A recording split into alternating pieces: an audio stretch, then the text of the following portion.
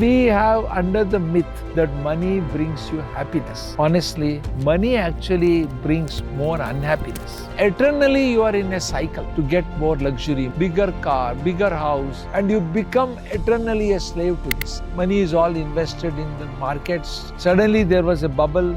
The whole market crashed and my own wealth decreased by 95%. I looked at the graph, shocking. The game was played purely by money. We talk about India with $5 or $6 trillion per capita income. All of this we talk to make sure people have a better standard of living. But is this really happening? Should there be a way people who are well-to-do also support those who are not? People have spent a lot of their earning in philanthropy. In India, we talk about Azim Premji, so many other foundations. But all of this is not making much of a change. When I meet a lot of government official bureaucrats, all they talk about is poverty, poor people in India. Nobody talks about bringing them prosperity. Hello everyone. Among all the subjects in the world, we are always paying attention to two things. One is money and second is power, influence. A lot of us think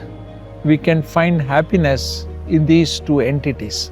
I'm going to focus today on the value of money, how money has contributed to the growth of the civilization, or what are the issues which have happened because of money. Where are we with money today, and where do you think we'll be with money in future as we embark on this journey of so-called civilization, so-called productivity? So many terminologies we use, GDP, how do we measure the nation's wealth? Is it a happiness index? Wealth is what produces happiness. So there are so many things which were going around. Let us try to simplify, and some of my own example I would like to share in this as we go through this.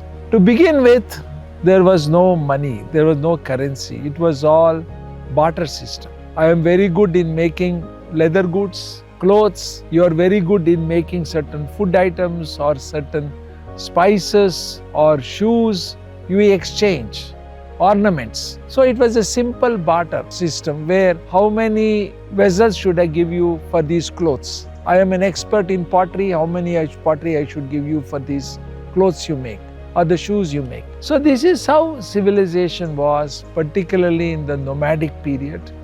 As agriculture came along, people started growing, food, rice, paddy, wheat, and they said, I'm grown too much. I can't exchange. So what is it I can get in return? I have grown too much. I can't exchange anymore. What is it can I get? So then they said maybe gold. Then they said coins. Then the people started minting coins, Roman coins. Then came currency, paper. Then of course in future it is all paperless. I transfer the money to you, you transfer to somebody. So it is all abstract. We don't even get to see money. I use my credit card. The credit card bills somebody else and the money goes from my account. When I get a salary, the money comes into my bank account and goes out. I don't even get to see it. I don't need any notes. And then I also have my phone. I do the phone. I transact money through this. So various methods, Google Pay, UPS, so many methods I pay. So money is changing colors. But the important thing is to go into the depth of why money has become so important. And it is could it be the greed factor? Are we not satisfied with certain amount of money? We want more because we want more luxury. We want to, let us say, buy a better car, have a better house, buy a better education for the children. That is how it starts. In life, it starts with simple thinking. Hey, I am earning so much. My dream is to have a house. So you want to make more money to buy a house. Or you go and borrow and you want to pay the interest so that you have enough money. So you look for a better job. You want a higher salary so you can meet the ends. But believe me, friends, there is no end to this. Because as you go up the ladder, it is really a surprise that your requirements also grow, sometimes more than what you are capable of. You extend yourself. That is why people get into debt trap. People get into difficulty in savings. And suppose a big event comes, like a marriage. I'm talking about a normal middle class family. Then you have to spend money for the marriage. You don't have the money. Prestige is important. So what do? You borrow. And what do you borrow? If you don't borrow from the banks, you borrow from others at 4% interest rate per month. So you're paying a lot and you become eternally a slave to this. I want to give you, nothing better than my own personal experience I would like to share, because it is important to share this to understand how we come to these kind of conclusions. In my own family, middle class family, my father became principal, later dean of law school. When he was a professor, assistant professor, he used to go by bicycle to the college. As soon as he became the principal, he said, look, I have to have a car.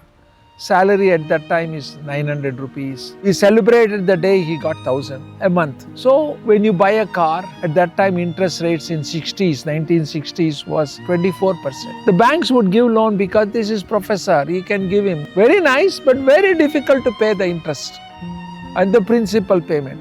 So what would my parents do? Go and borrow from relatives, friends, paying higher interest rate, 40%. So eternally you get into debt trap.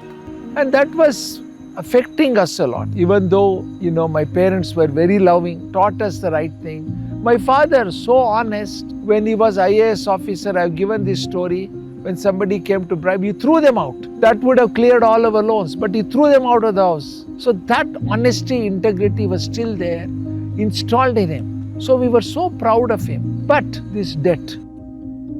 So what we had to do? My brother went to abroad, worked very hard, day and night, cleared the loan. I went abroad. I also worked, got some money back to sent money to India to get the marriages done. So what I want to say is, we all did it with pleasure. It was no demand. Honestly, it was not an obligation. It is the right thing to do. So as we became, US affluent, what happened? My father was asking, what is it we can give him? We gladly gave him. But at some point, he also became more ambitious. Of course, we loved him and all that. But we felt there should be a limit to ambition. But we never said no to him. But I learned some lessons, how powerful money can be. Here was a situation where we hardly had anything. We were actually staying in one room, and to get a fan was a luxury. I remember the day we got fan for 250 rupees. Wow! We sleep under the fan now. And we had one bathroom in the house. All 5 kids and parents had to share. And one dining table. But as we move along, our requirements will increase as we become affluent. We want individual rooms now. We want to make sure we have 2 vehicles. We want to live in a bigger house, more bedrooms. So all of this, in my view, comes in the way of simplicity, simple thinking, as money makes you think in a more complex way.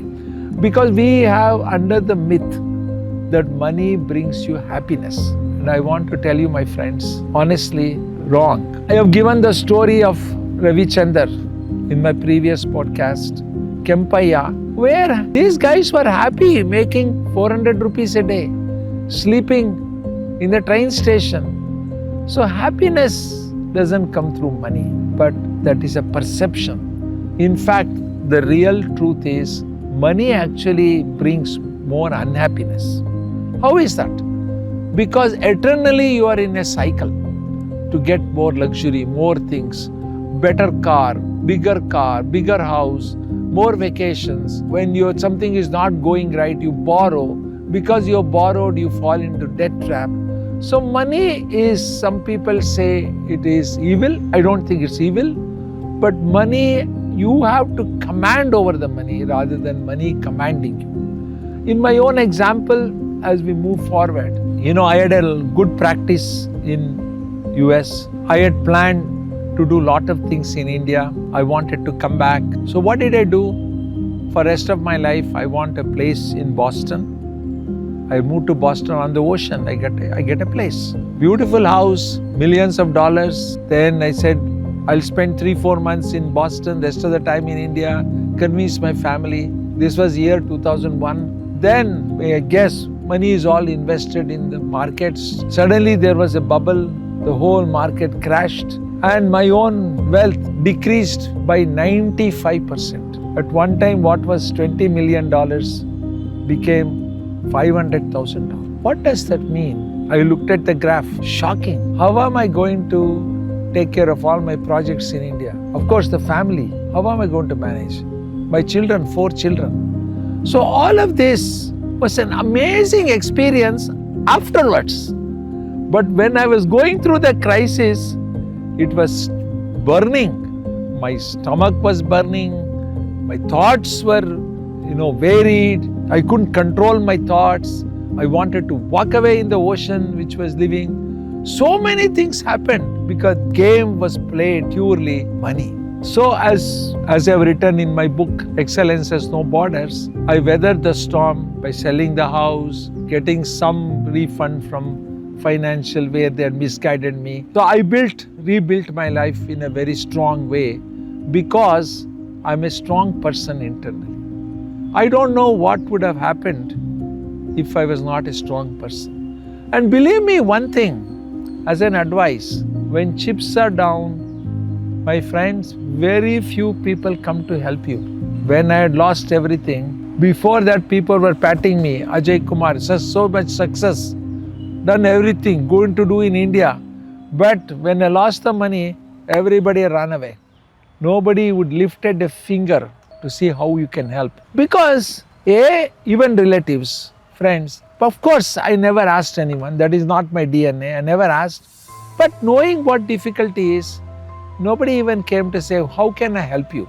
But honestly, this is what I think sometimes when they see somebody who's successful, maybe psychology of the human beings is to get a pleasure out of somebody falling down. Because as you go up the ladder, imagine this, you're going up the ladder, when you fall, your fall is more deep compared to being at the downside of the ladder.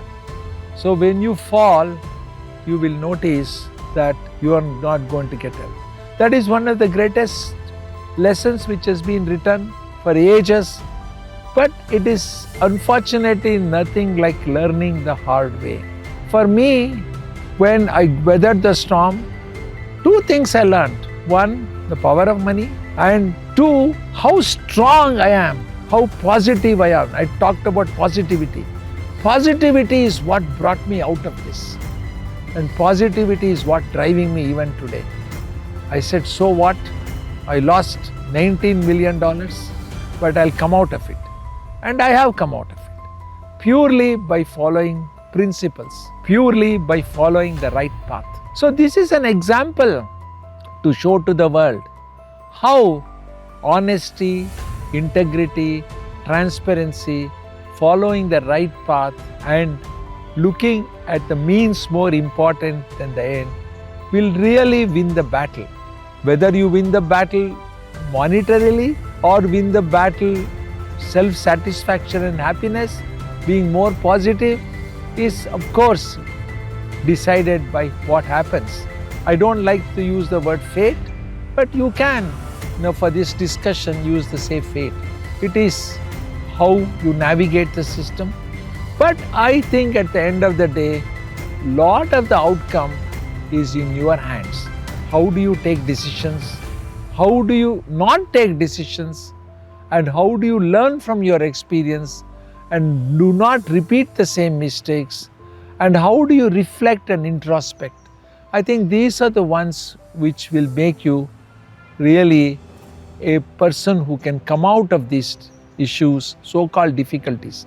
But in real sense, this kind of experience, what one undergoes, is really a test. Sometimes when you look back at this, you should think it was such a great experience.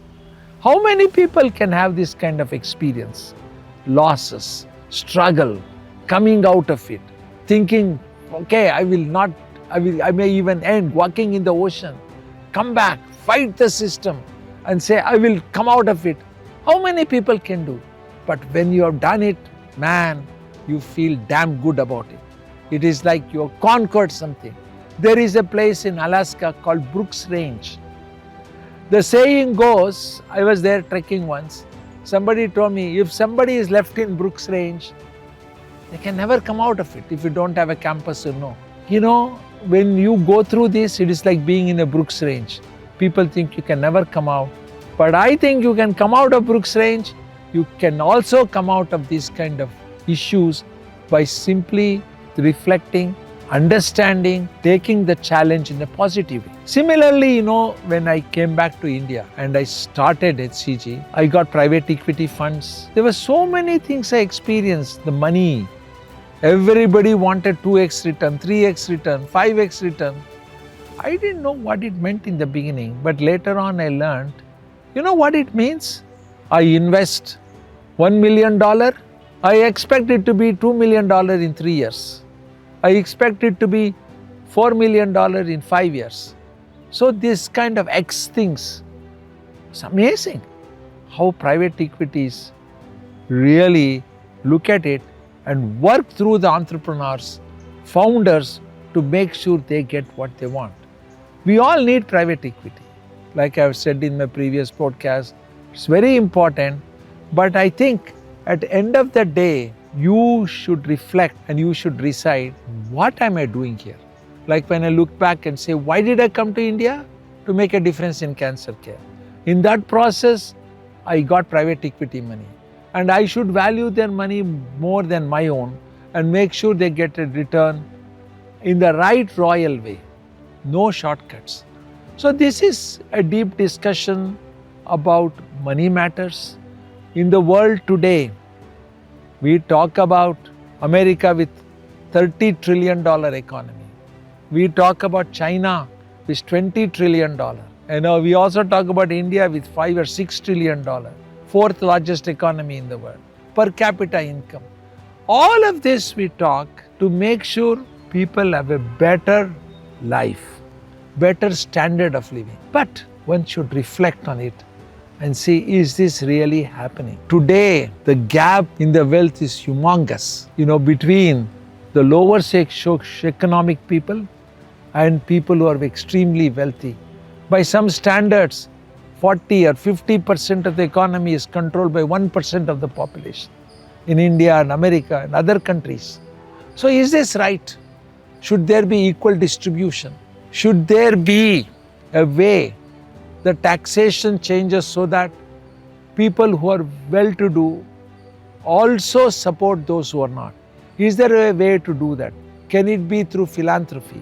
Can it be through, for example, if I earn more than so much, can I see that part of it is donated to develop villages, to develop schools? Can we create modern villages? Can we create better education system?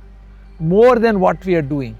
Can my money, what I have earmarked, which is tax exempt, go for a particular cause and I will have the benefit of seeing it? So these are all debates which are happening. People have spent a lot of their earning in philanthropy. As we know, in abroad or globally, Warren Buffett, we name Bill Gates. In India, we talk about Azim Premji, so many other foundations. But all of this is not making much of a change because we are not looking at social structural change. We will talk about it some other time in detail about this, what is philanthropy, what is charity. But today, it is really, I want to convey the message that people, money is very powerful. We cannot become subservient to it. We have to command over it. And we also have to think of using money wisely, the right way, at the right time. And we have to make sure out of this brings prosperity, not only to us, to all our fellow citizens. The gap is narrowed so that there is harmony in the world. And this is where I think we have to reflect and introspect as a society, particularly people who are wealthy, to see what they can contribute. In my own example, I am doing lot of work in the rural area as a trial to see how Gundalpet can become wealthy, not just remain poor, but wealthy. When I meet, the lot of government official, bureaucrats, all they talk about is poverty, poor people in India. Nobody talks about bringing them prosperity. Other day I saw, after 70 years of independence, a big headline, Kerala, extreme poverty is... What is the big deal? Extreme poverty after 70 years? Should we take pride in it? Should we not say we want to bring prosperity to our people? I think that is the goal, to bring prosperity, not just India GDP, but individual prosperity, rural prosperity. And that is my experiment in Gundalpet. I want to do capitalization. I want to bring in jobs, skill training, and see and document all this and see from what they are making now, from 25,000 rupees to make it 50,000, 75,000, and how this can have trickled down so the entire community becomes prosperous. I hope I will succeed in this. I hope I can showcase this as a model for future.